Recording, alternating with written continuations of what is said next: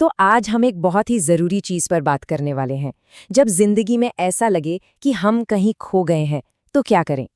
ये जो पूरा विश्लेषण है, ये सीधे सोर्स मटेरियल पर आधारित है। शुरुआत करते हैं उस एहसास से जिसकी बात सोर्स में की गई है। ये एक बहुत ही कॉमन फेज है, खासकर स्टूडेंट्स के लिए, जब ऐसा लगता है कि कुछ भी ठीक नहीं हो रहा और सब कुछ अंदर से बिल्कुल खाली खाली सा है। जरा सोचिए, 99% सोर्स के मुताबिक लगभग 99% स्टूडेंट्स कभी ना कभी इस दौर से गुजरते हैं। तो अगर किसी को ऐसा महसूस हो रहा है तो ये जानना जरूरी है कि वो अकेले नहीं है। ये कॉमन एक्सपीरियंस है। तो अब इसका हल क्या है?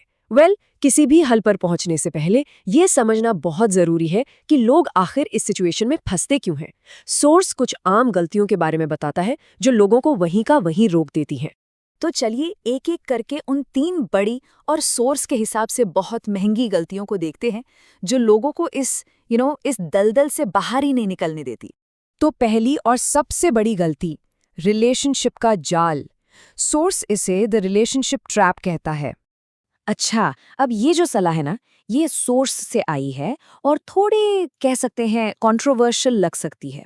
तर्क ये है कि जब कोई अपनी जिंदगी के सबसे लो फेज में हो तो नए रिश्ते बनाने से बचना चाहिए।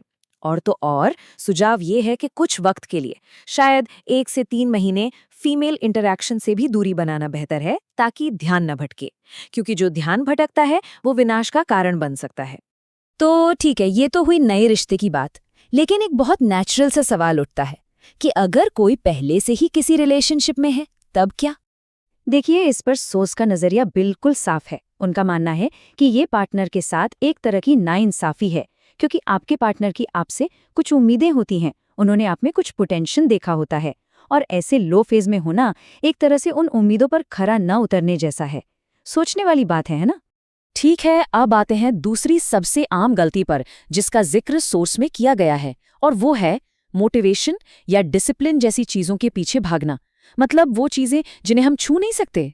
और ये स्लाइड ना एक बहुत बड़ी सच्चाई सामने रखती है। हम अक्सर सुनते हैं, मोटिवेशन ढूंढो, डिसिप्लिन लाओ, अपना पैशन खोजो। लेकिन सोर्स कहता है कि ये सब सिर्फ टूल्स हैं, औजार हैं, कोई सोल्यूशन नहीं। सोचिए, अगर आपके पास कोई काम ही नहीं है तो हथौड़ा लेके क्या करेंगे? डिसिप्लिन भी तभी काम आता है जब कोई डायरेक्शन हो। इस बात को और अच्छे से समझने के लिए सोर्स एक बहुत ही जबरदस्त उदाहरण देता है, क्रिस्टियानो रोनाल्डो का। सोर्स एक सवाल पूछता है, जब रोनाल्डो बहुत ज्यादा गरीबी में थे, क्या वो तब बैठकर अपने पैशन के बारे में सोच रहे थे कि फुटबॉल मेरा पैशन है, या उनकी चिंता कुछ और थी? नहीं, बिल्कुल भी नहीं। सोर्स का पॉइंट यही है कि सबसे पहले उन्होंने अपनी जो फंडामेंटल, जो बुनियादी हालत थी, उससे ठीक करने पर फोकस किया। पैशन, बड़े सपने, ये सब चीजें बाद में आती हैं। तो ठीक है, अभी तक हमने ये समझा कि क्या क्या नहीं करना है।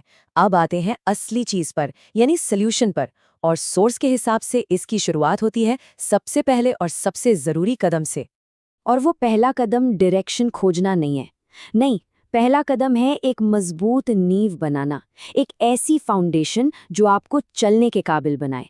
क्योंकि जब तक नींव ही मजबूत नहीं होगी, उस पर इमारत कैसे खड़ी होगी?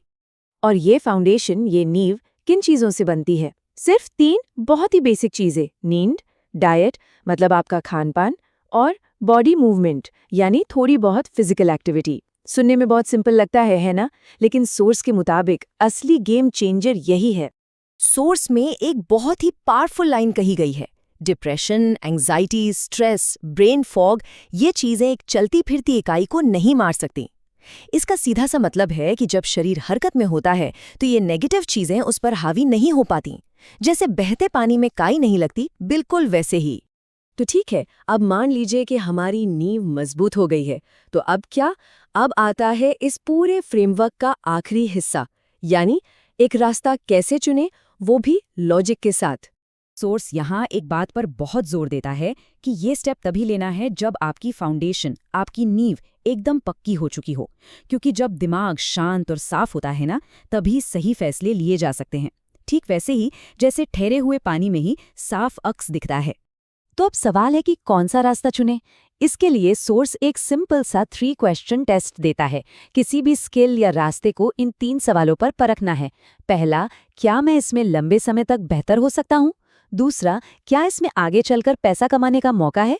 और तीसरा और बहुत ज़रूरी, क्या ये स्किल अगले 5-10 साल तक काम की रहेगी? है ना बिल्कुल प्रैक्टिकल तरीका? तो आखिर में सोर्स हमें एक बहुत ही दमदार सवाल के साथ छोड़ जाता है। ये पूरी बातचीत का सार है, आपकी नींव तैयार है। अब सवाल ये है कि आप इस पर क्या बनाएंगे? और इस सवाल का जवाब किसी और के पास नहीं, सिर्फ और सिर्फ आपके अपने पास है।